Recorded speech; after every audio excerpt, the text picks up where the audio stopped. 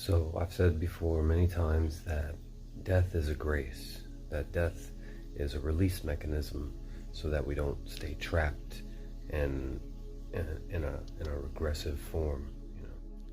Kitty here. Say hi, baby. But even that knowledge won't really create the shift necessary to bring one to a complete vision of the truth, a complete understanding. If we look at, for example, predators in the animal kingdom in this world, and you may ask, like, why is the natural world, even once you get an understanding that humans are acting pretty out of alignment, and then you ask, well, why is the natural world so violent then? But if you see instead the biosphere of the planet as one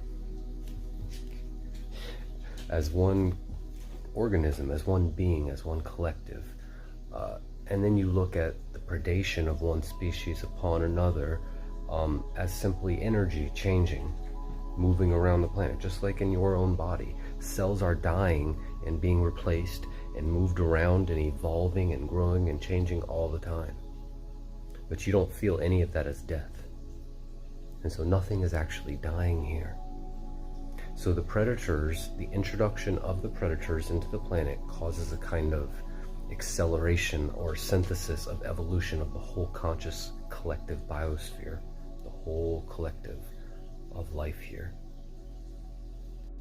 In addition, it really wasn't necessary, honestly, for predation to be here until the plan, idea, or format of humanity was to be introduced, even if that was prior in timeline sequence to the appearance of humanity. It was not prior to the actual conception, plan, idea of humanity in the higher dimensions.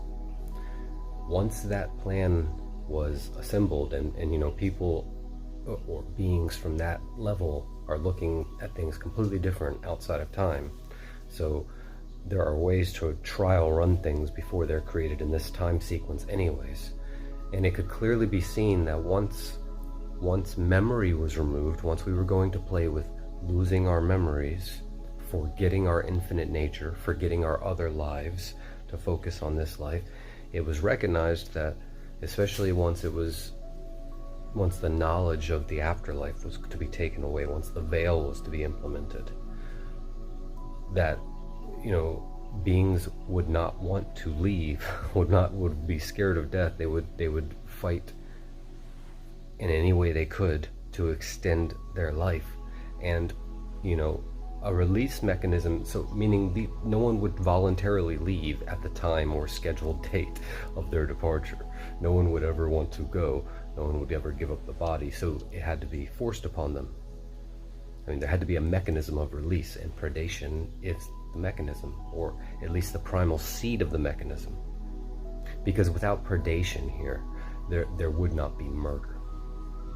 Without that introduction of violence into the psyche, violence, survival, defense, mechanism, fighting, warfare, all comes from predation. You see, there is a divine purpose to all things.